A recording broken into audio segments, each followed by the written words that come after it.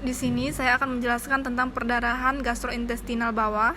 Adapun anggota kelompok kami, Sophie Lumban Batu, Anissa Iswara, Sofia Aulia Sari Nasution, Dinda Andini Harahap, Awina Mila Silmi Sitorus, Raisa Madia Saifullah, Nopi Pratiwi, Fitri Ramadhani Siregar, dan Samuel Panghiutan Sitompul. Pertama, saya akan menjelaskan tentang pengertian perdarahan gastrointestinal bawah. Nah, pendarahan gastrointestinal bawah adalah perdarahan yang terjadi pada organ pencernaan bagian bawah yang terdiri dari usus besar hingga anus. Umumnya, kondisi ini ditandai dengan terdapatnya darah pada tinja. Kemudian, penyebab dari perdarahan gastrointestinal bawah. Nah, beberapa penyakit yang dapat menyebabkan perdarahan saluran cerna bagian bawah meliputi: yang pertama, hemoroid atau yang sering disebut wasir, merupakan pembengkakan pembuluh darah yang terjadi di sekitar anus. Kemudian, fisura ani, robekan kecil pada dinding anus yang dapat menimbulkan rasa sakit tajam saat BAB. Kemudian infeksi usus. Beberapa bakteri dan parasit dapat menyebabkan infeksi usus yang dapat menimbulkan gejala perdarahan saluran cerna bagian bawah seperti bakteri Shigella dysentery.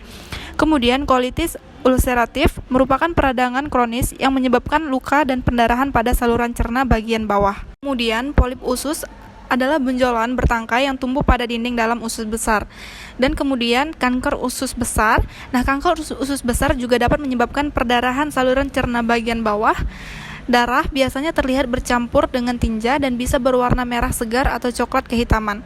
Nah, selain perdarahan, kanker biasa disertai dengan gejala penurunan berat badan yang drastis dan perubahan pola BAB.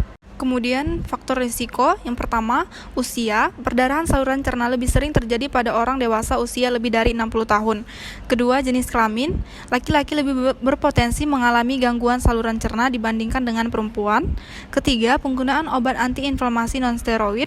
Nah, riwayat penggunaan obat antiinflamasi non-steroid jangka panjang seperti ibuprofen, froxicam, asam mefenamap meningkatkan risiko perdarahan.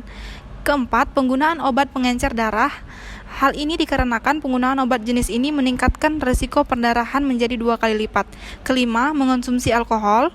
Keenam, merokok. Dan ketujuh, diabetes. Adapun gejala gastrointestinal bawah, yang pertama, BAB berdarah. Kedua, tinja berwarna hitam. Ketiga, kram atau nyeri perut. Keempat, pusing. Kelima, sesak napas.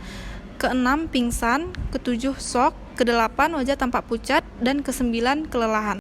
Tata laksana. Di sini, prinsip tata laksana perdarahan saluran cerna bagian bawah yaitu: yang pertama, pergantian cairan yang keluar dengan infus. Kedua, transfusi apabila kadar darah rendah, khususnya komponen darah hemoglobin. Transfusi dipertimbangkan oleh dokter apabila kadar hemoglobin kurang dari 7 gram per desiliter. Ketiga, obat untuk lambung. Umumnya, penata laksanaan bergantung pada penyebab dari perdarahan saluran cerna bawah. Yang pertama, hemoroid dan fisura ani. Pada umumnya, kedua penyakit ini dapat sembuh sendiri. Kita dapat melakukan beberapa perawatan rumahan, di antaranya: yang pertama, makan makanan tinggi serat. Kedua, cukupi kebutuhan cairan harian untuk menghindari tinja keras. Ketiga, hindari mengejan saat BAB.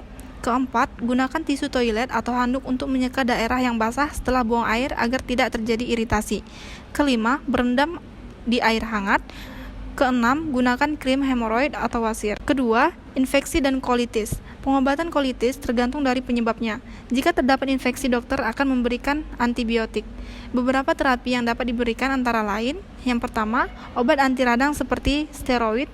Kedua, obat imunosupreson atau penekan imun. Ketiga, pembedahan. Ketiga, polip dan kanker usus. Operasi atau pembedahan merupakan terapi utama pada penyakit ini. Pada kanker terapi kemoterapi dan radiasi mungkin diperlukan baik sebelum atau sesudah operasi, tergantung dari tingkat keparahan kanker. Pencegahan, ada beberapa hal yang dapat kita lakukan untuk mencegah terjadinya perdarahan saluran cerna bagian bawah, yaitu: yang pertama, perubahan pola hidup yang sehat dan bersih. Kedua, konsumsi makanan sehat tinggi serat. Ketiga, mencukupi asupan cairan setidaknya 8 gelas air putih setiap hari. Keempat, olahraga teratur. Kelima, hindari mengejan saat BAB. Keenam, jangan merokok. Dan ketujuh, hindari konsumsi alkohol. Ini saja yang dapat kami jelaskan tentang perdarahan gastrointestinal bawah. Terima kasih.